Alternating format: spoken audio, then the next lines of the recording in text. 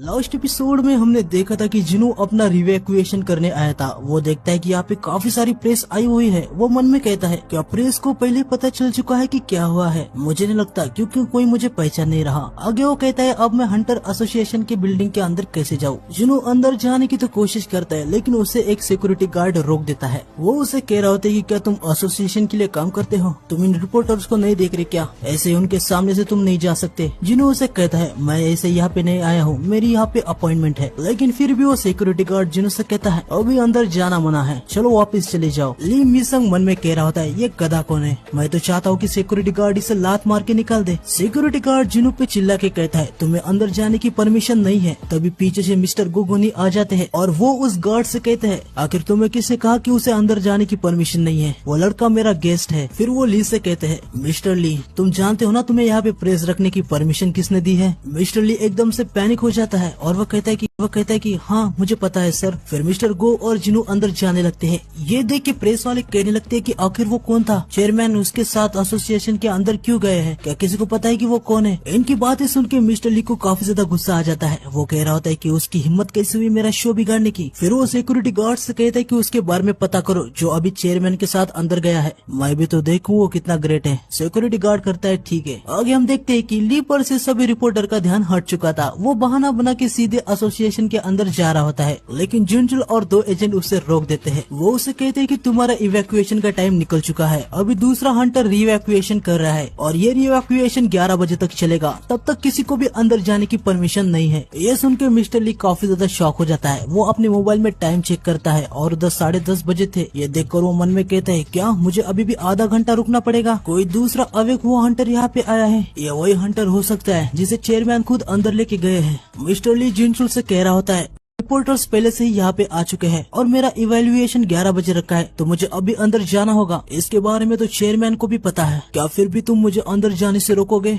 लेकिन तभी ली जिनचुल से धीरे आवाज में उससे कहता है सुनो दोस्त, तुम जानते हो ना मैं कौन हूँ? मैं हूँ ली मिसंग, द ओनली वन ली मिसंग। लेकिन जिनचुल से कहता है 11 बजे तुम्हारा री एवेल्युएशन होगा, तभी तुम अंदर जा सकते हो। मिस्टर ली थोड़ा सा गुस्सा हो जाता है। वो जिनचुल से कहता है तुम्हें पता भी है ना यूजुन कंस्ट्रक्शन हंटर एसोसिएशन का सबसे बड़ा स्पॉन्सरशिप है। मेरे पापा ली वॉन ग्यू उसी कंस्ट्रक्शन के वाइस प्रेसिडेंट है। जरा इसके बारे में सोचो कि हम कितना पैसा एसोसिएशन को देते हैं। तुम्हें तो मेरे सामने झुकना चाहिए। और तुम रिपोर्टर को नहीं देख रहे क्या? उनके सामने तुम मेरे साथ ऐसा बर्ताव कैसे कर सकते हो? क्या तुम इसके परिणाम झेलने के लिए तैयार हो? लेकिन जिनचुल उसे कहता है कि हाँ मैं तैयार हूँ, जो उखाड़ना है उखाड़ ले। ये सुन के ली काफी ज्यादा शॉक हो जाता है। वो जिनचुल को चिल्ला के कहता है आखिर तुम खुद को क्या समझते हो? उस हंटर में ऐसी क्या बात है? जिनचुल अपना चश्मा निकाल देता है और रेज वाली आंखों से उसे कहता है अगर मैंने तुम्हें बता दिया तो तुम इसके परिणाम झेलने के लिए तैयार हो? मिस्टर ली जिनचुल को ऐसा देख के काफी ज्यादा डर जाता है। आगे हम मिस्टर गो और जिनू को देखते हैं जो कि इवैक्यूएशन रूम की तरफ जा रहे होते हैं। उधर बेक और चुई पहले से ही आए होते हैं। हमें पता चलता है कि वो दोनों यहाँ पे 1 घंटे से वेट कर रहे थे। आगे मिस्टर को जिनू से कहते हैं लास्ट यस रैंक के हंटर को अवेक हुए 2 साल हो चुके हैं और ऊपर से हंटर गिल्ड ने तुम्हारी स्ट्रेंथ को देख लिया है, तो वो तुम्हें अपने गिल्ड में लेने के लिए मर रहे होंगे। फिर जिनू और मिस्टर गो इवैक्यूएशन रूम में आ जाते हैं। ये थोड़ा सा अलग रूम है। यहाँ पे एक एजेंट जिनू से कहता है आपकी रिवैक्यूएशन करने से पहले हमें आपकी स्किल को देखना होगा। फिर जिस हिसाब से आपकी स्किल होगी उसको उसी कैटेगरी में सेट किया जाएगा। आप कौन सी स्किल यूज कर सकते हैं? जिनू अपने एक मेज शैडो को समन करता है और कहता है मैं ये कर सकता हूँ। एजेंट कहता है क्या आपने ये समन किया है? क्या आप बीस्ट को समन करने के कैपेबल है? मिस्टर गो जिनू से कहते हैं मिस्टर संग तुम बस इतना ही समन नहीं कर सकते है ना? जिनू समझ जाता है। वो मन में कहता है अब झूठ बोलने से कुछ भी नहीं होने वाला। पहले ही काफी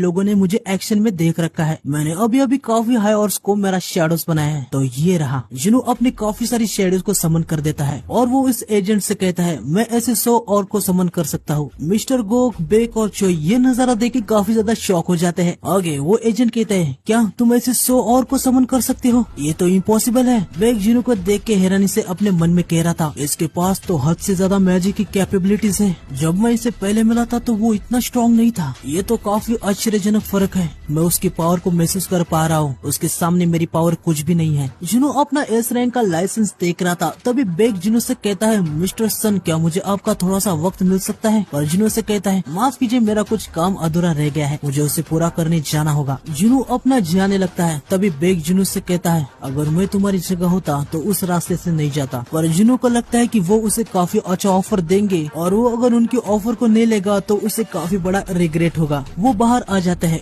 उसके सामने काफी सारी लाइट चमकने लगती है। इसे देख के जुनू काफी ज्यादा हैरान हो जाता है और न्यूज में बताया जाता है कि संग जुनू नया एस रैंक हंटर है। इससे सबको पता चल जाता है कि जुनू एस रैंक हंटर है। आगे हमें 10 मिनट पहले का सीन दिखाते हैं। अपनी बेइज्जती बचाने के लिए लियो प्रेस के सामने कहता है, मैं भले ही लो रैंक का आऊँ फिर भी मैं मैजिक बीट से लड़ूंगा, जिससे मैं अपने फैंस को खुश कर सकता हूँ जो मुझे हमेशा सपोर्ट करते हैं। वहाँ पे वो काफी सारी बकवास की बातें करता रहता है। आगे हम देखते हैं कि प्रेस वाले को कोई कॉल करके बता देता है कि साउथ कोरिया के 10th एस रैंक हंटर की आइडेंटिटी रिवील हो चुकी है। इस सुन के सारी प्रेस बहुत ही ज्यादा शॉक हो जाती है। प्रेस वाले न्यू एस रैंक हंटर की ही बात कर रहे थे। मिस्टर ली भी अपने मोबाइल के अंदर न्यू एस रैंक हंटर की फोटो देखते हैं और उसे तो पता ही था कि वो कौन है। आगे प्रेस वालों को ये भी बात पता चल जाती है कि एसोसिएशन वालों ने इवैक्यूएशन सेंटर को न्यू एस रैंक हंटर के लिए बंद किया है, न कि लिम मिसन के लिए। फिर हम देखते हैं कि सारी की सारी जो प्रेस है ना वो एस रैंक हंटर के लिए निकल जाती है। मिस्टर लिम बस एसोसिएशन के मेन एंट्रेंस गेट के सामने प्रेस वाले न्यू एस रैंक हंटर के बारे में पूछ रहे होते हैं। मिस्टर ली की हालत काफी ज्यादा खराब हो जाती है। वो कह रहा था कि आज ही के दिन नए एस रैंक हंटर को आना था। आगे हमें माइन के लीडर को दिखाते हैं जो अपने मोबाइल में जुनू की फोटो देख के कह रहे होते कि जुनू न्यूज के अंदर क्या कर रहा है। तभी वो तगड़ा बंदा कहने लगता है, मुझे तो पता ही था, उसने जब मुझे पहली बार घूट के देखा था तभी से मुझे उस पे शक है। आखिर उसने क्या क्राइम किया है? लीडर तगड़े बंदे को वो न्यूज दिखाता है। उस न्यूज को देखकर तगड़ा बंदा लूला हो जाता है।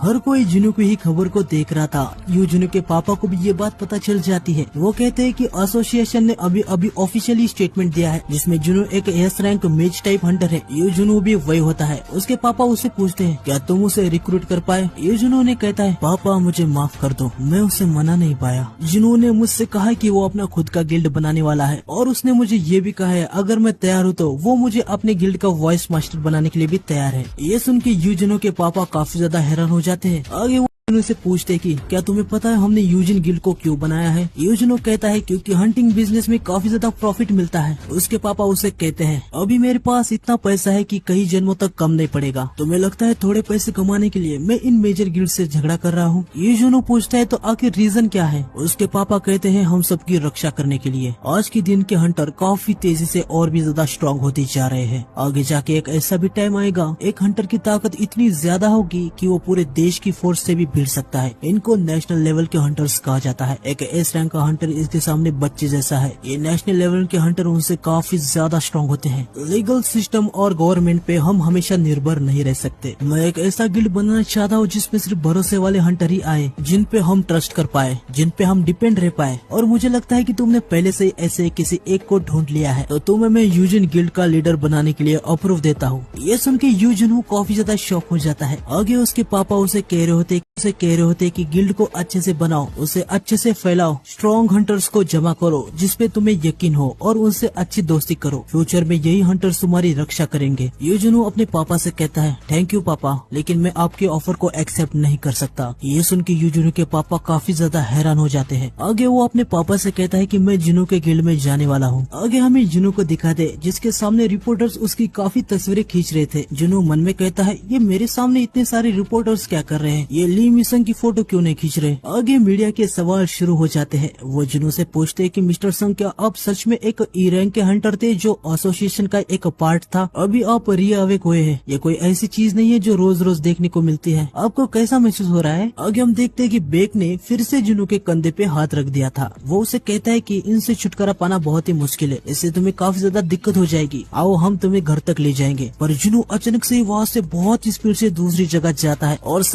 साइड में जाके अपना चेहरा छुपा के वो वहाँ से निकलने लगता है। सब प्रेस वाले हैरान हो जाते हैं। वो कहते कि अभी ये क्या हुआ? आगे हम देखते हैं कि मिस्टर चोई मिस्टर बेक से कहते हैं वो एक मिच टाइप का हंटर है, फिर भी उसके पास शारीरिक एबिलिटीज भी काफी ज्यादा एक्सीलेंट है। लेकिन मिस्टर बेच उसको कुछ भी जवाब नहीं देते क्योंकि वो जिनू की स्पीड को देख के काफी ज्यादा हैरान थे। वो मन में कहते हैं कि वो काफी ज्यादा फास्ट है, बहुत ही ज्यादा, इतना फास्ट कि मेरी आंखें भी उसे देख नहीं पाई। मुझे पहले से ही पता था कि वो स्ट्रांग है, लेकिन ये बात स्ट्रेंथ की नहीं है। अभी जिस तरीके से वो हिला, मैंने इवेल्युएशन रूम में उसके माना के लेवल को महसूस किया था। लास्ट टाइम जब मैं उसे मिला था, अब वो तब से भी ज्यादा स्ट्रांग बन गया है। मुझे पक्का है कि नहीं कि संग जुनू अभी भी हमसे ज्यादा पावरफुल है। बेक पीछे मुड़ के जाने लगता है। वो फिर से मन में कह रहा होता है कि उसकी रीअवेकिंग तो अभी अभी हुई है, तो इतना जल्दी वो इतना स्ट्रांग बन जाए, इसका कोई भी सेंस नहीं बनता। आगे बेक काफी ज्यादा ही शॉक हो जाता है। वो कहता है कि शायद वो रीअवेक हुआ ही नहीं, शायद वो एक ऐसा हंटर है जो लगातार लेवल को अप कर सकता है। आगे हम डोंग्स को भी देखते हैं। वो भी न्यूज़ देख रहा होता है और उसे भी पता चल जाता है कि जुनू जिंदा है और वो एक एस रैंक का हंटर बन गया है। फिर हमें जुनू को दिखाते हैं जो कि हंटर के मार्केट में आ जाता है। वहाँ वो एक सेलर को ऑर्ब ऑफ ओवराइज दिखाता है। उसे देख के वो सेलर कहता है, मैंने आज तक काफी सारे आर्टिफैक्ट देखे हैं, पर आज तक ऐसा रेड क्रिस्टल बॉल मेरे पास कभी नहीं आया। मुझे तो यकीन ही नहीं हो रहा कि इस मैजिकल ऑर्ब के एम्प्लीफिकेशन रेट 100% है। सबसे फेमस आर्टिफैक्ट भी 50% से ही एम्पलीफाई करता है। मिस्टर चोई इसके लिए काफी पैसे देंगे। आगे वो सेलर जुनू से कहता है कि ये तुम्हें कहाँ से मिला। जुनू उनसे कहता है कि मुझे ये डंजन के अंदर से मिला। सेलर मन में कह रहा होता है, क्या सच में ऐसे आर्टिफैक्ट डंजन के अंदर होंगे भी। आगे वो जुनू से कहता है कि क्या आप उसे ऑक्शन में रखना चाहेंगे, ये पक्का अच्छे प्राइस में बिकेगा। जुनू कहता है कि हाँ, मैं इसके बारे में सोच रहा हूँ। जुनू मन में कहता है कि मुझे जल्दी से डंजन को क्लियर करना है ताकि मैं हॉली ऑफ वाटर को बना सकूं। उसके लिए मुझे एक ऐसा आर्टिफैक्ट चाहिए जो कासल के अंदर की फ्लेम से मुझे प्रोटेक्ट करे। जुनू सेलर से पूछता है कि मुझे एक ऐसा आर्टिफैक्ट ये जो मुझे आग से बचाए। क्या कोई ऐसा आर्टिफैक्ट सेल पे है। सेलर थोड़ा सा सोचने लगता है। जुनू कहता है कि क्या ऐसे आर्टिफैक्ट को ढूंढना मुश्किल है। सेलर कहता है बिल्कुल भी नहीं, बल्कि ऐसे आर्टिफैक्ट तो आराम से मिल जाते हैं। जुनू उनसे कहता है कि पर मुझे तो ऑनलाइन नहीं मिला। सेलर उसे कहता है कि उस टाइप के आर्टिफैक्ट काफी ज्यादा महंगे होते हैं, ज्यादातर वो इंटरनेट पे सेल करने के लिए नहीं रखते, लेकिन ऑफलाइन अगर उसको आप ढूंढ रहे हो तो वो आपको आसानी से मिल जाएंगे, क्योंकि फायर बहुत ही कॉमन टाइप का मैजिक है जो अटैक के लिए यूज किया जाता है। जुनू मन में कह रहा होता है कि हाँ, ये सही कह रहे हैं। मिस्टर सॉन्ग और चोईजोंग ये दोनों फायर वाला मैजिक का यूज करते हैं। मेरे मेज शैडोज और टस्क भी उसे यूज करते हैं।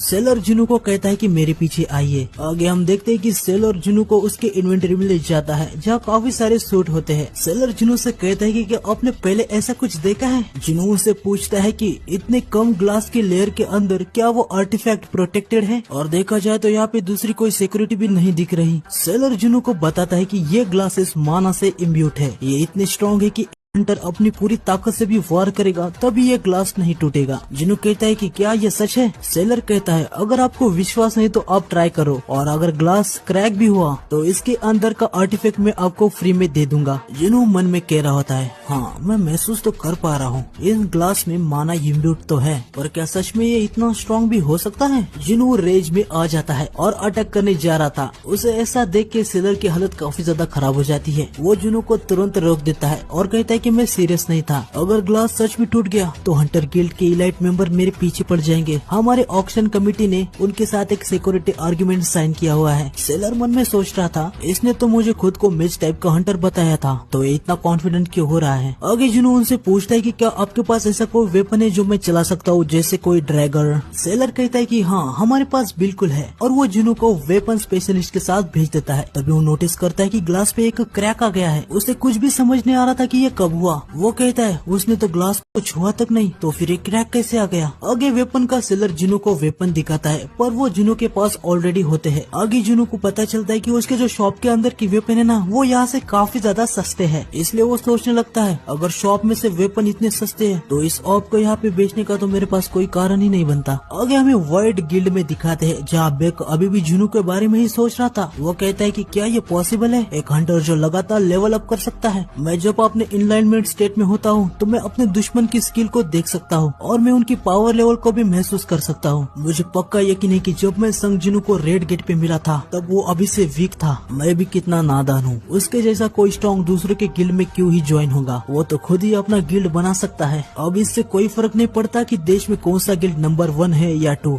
अगर वो लगातार स्ट्रॉन्ग बन सकता है तो वही हमेशा नंबर 1 रहेगा। चोई और मैं उसके पीछे लग के बस खुद का टाइम वेस्ट कर रहे हैं। आगे हमें जुनू के अपार्टमेंट को दिखाते जहां उसके अपार्टमेंट के नीचे काफी सारे रिपोर्टर आ चुके थे। वहां पे मिस्टर आहन और वो लेडी भी जिन्हों से मिलने आई थी, पर अभी उन्हें लगता है कि इतनी भीड़ में वो उससे नहीं मिल पाएंगे। जिन्हों ऊपर से रिपोर्टर को देख रही थी। वो जिन्हों से कहते हैं कि ये रिपोर्टर तो अभी भी बिल्डिंग के नीचे है। प्रेस वाले जिन्हा की भी फोटो निकालने लगते हैं। वो तुरंत छुप जाती है। जिन्हा से पूछता है क्या मैं नीचे जाके उनसे कहूँ कि यहाँ से चले जाए। जिन्हा कहती है नहीं ऐसा मत करो, तुमको पहले ही इंटरनेट पे काफी ज्यादा हेट वाले कमेंट आ रहे हैं, आग को और बढ़ाने की कोई जरूरत नहीं है। जिन्हों से कह रहा होता है कि मैंने ऐसा क्या किया जो मुझे हेट कमेंट मिल रहे हैं। जिन्हा उसे बताती है तुम्हें याद नहीं तुमने रिपोर्टर को कुछ भी कहे बिना वहाँ से निकल गए। वैसे भी जाने दो, मुझे इन लोगों के बारे में चिंता करने की कोई जरूरत नहीं है और तुम्हें भी नहीं करनी चाहिए। तभी दरवाजे पे रिंग बजती है। जिन्हों को थोड़ा सा गुस्सा आ जाता है। वो कहता है कि अभी वो सामने के दरवाजे की रिंग भी बजा रहे हैं, उनको सबक सिखाना ही पड़ेगा। जिन्हा पीछे से डरते हुए कहती है नहीं जिन्हों ऐसा मत करो। जिन्हों दरवाजे को खोल देता है और बाहर कोई और नहीं बल्कि यू जिन्हों होता है।